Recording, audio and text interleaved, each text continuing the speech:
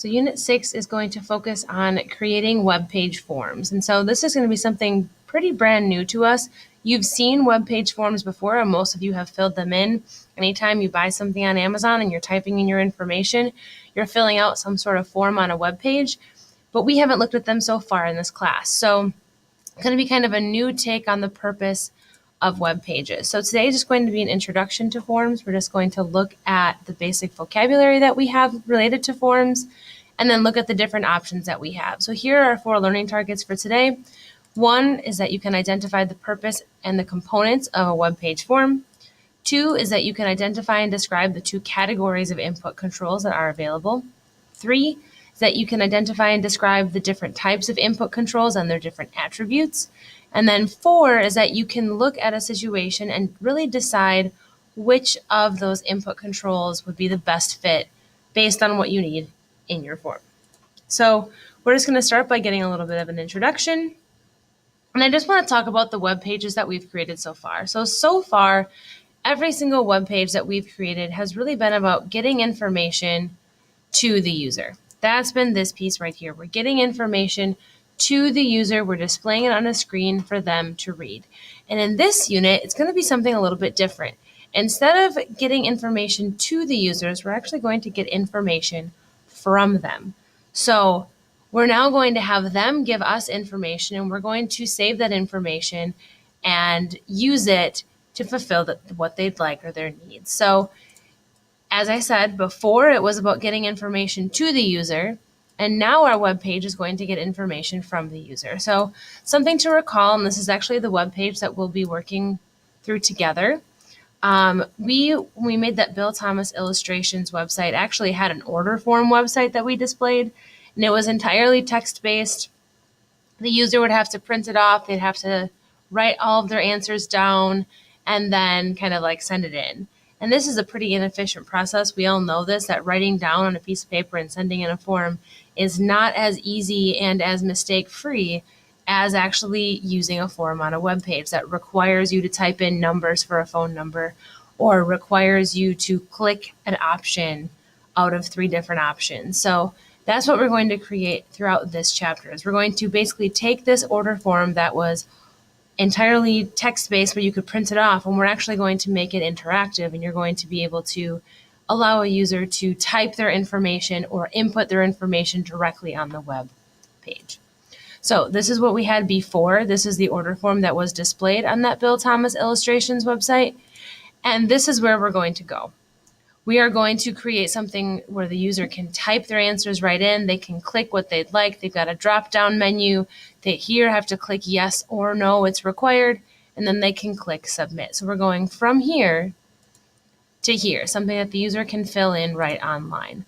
So as kind of a general definition of a form is, at its most basic level, a method for getting input directly and efficiently from a user. So you're letting them type it right in, you're getting it directly from them.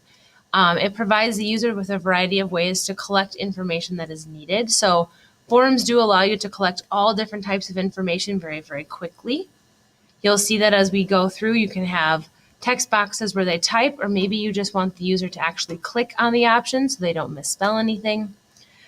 The other really nice thing about forms is that they reduce the potential for errors. So if you have something that's multiple choice, it's way less likely that someone's going to do something incorrectly versus if they had to actually type in or write down their selection.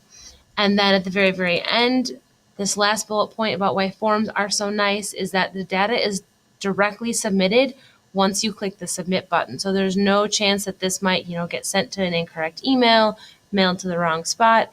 With forms, data is submitted immediately right at the click of your button. So now we're going to talk through some of the components of web page forms. So you should be following along in your notes. This is the next piece. So there's a lot of different examples. I know I have a lot listed here. The first, and this is actually pretty common in our classes here at MHS, we have you fill out Google Forms for feedback all of the time. That is something that you fill out regularly as a student, is giving feedback via forms, hence why we use Google Forms. The second, and some of you have seen this if you've been a part of maybe you've gone to a wedding or you've gone to a funeral, and there's actually a guest book that you can sign into on a web page, and you can leave a little message if you'd like. So that's another type of form that's commonly used. Another area where web page forms are used is through registration. So maybe you create an account on a web page and you're filling out a form with your name, your email address, a password, things like that. When you're doing that, you're filling out a form. Another type that I'm sure you've all taken is a survey. And that survey could be maybe a school survey sent to you from your teachers, but it could also be just a survey you take via the internet for a friend. Maybe they're in a statistics class and they want you to fill out a survey. Forms are a great way to kind of distribute and provide information. And then the last piece here, these last two, another way that a form is commonly used is to search a web page. So I think you've all seen these on different web pages, even the MHS homepage. You can type in a word that's like a mini form and you can search for within that web page for more information. And then the last piece is for the selection and purchase of products, which I kind of talked about at the beginning, where you go to Amazon and you're filling out a form of what you'd like to order. I want to order this product. I want to order 4 of them, and I want it sent to this address. As you're providing that information, you're filling out a form. So using forms, there are really 3 main things that all forms should provide. The first is that it should have a very, very clear purpose. So as you're filling out your form, the purpose of your form should be very clear. It is to create an account on Amazon. Filling out this form is to buy this product from Walmart.com, whatever it might be. It's a very, very clear purpose for the web page form. The second part is that it has to have very clear instructions. Forms really aren't helpful if they aren't making the use of providing this information from the user easier. It needs to be foolproof. They should be able to read through that web page and they should be able to immediately understand the expectations for how to fill out that form. What do you need to do in each area? Why is something being clicked versus something being typed, et cetera, et cetera. And then the third piece is that as you're using a form, it really should decrease the number of mistakes that the user can make.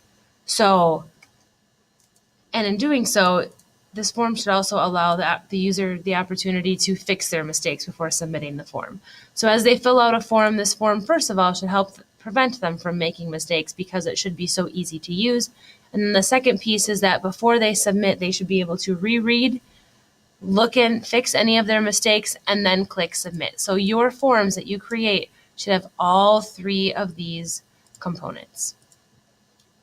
Then from here, there are 3 main components of a web page.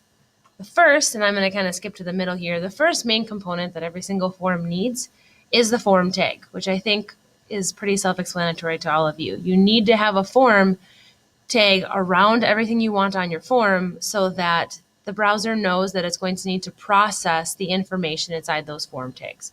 So you'll always have a form tag at the beginning and the end of your form so that all of the information inside can be processed. And then from there, you're going to have input controls. And you need input controls for anything or any piece of information that you want processed. So there are a variety of input controls, and we'll talk through these in just a little bit. But you need to have input controls on your form. It's basically how the user inputs their information. And then the third piece here is you need to have a submit button. If you don't have a submit button, the user may have a form and they may be able to fill in all of their information, but if you don't have a submit button, your information can't be processed and sent elsewhere. So those are the 3 components that every single form will need to have. So input controls, most input controls are going to use this input tag. So an input control really at its most basic level is any type of mechanism on a website that allows you to input information. So these are the main tags that we'll use. We have the input tag, and we open and close it, and we do that around every single piece of input. And I will tell you in advance that this syntax covers all of the input controls except for 2 of the tags, and we'll talk about those 2 types of input controls with their 2 own unique tags when we get there. And then from here, we'll expand on this in the next video, is we have 2 types of input controls. We have a data input control and a text input control. And again, we'll expand on that as you get to the next video and explore forms a little bit further.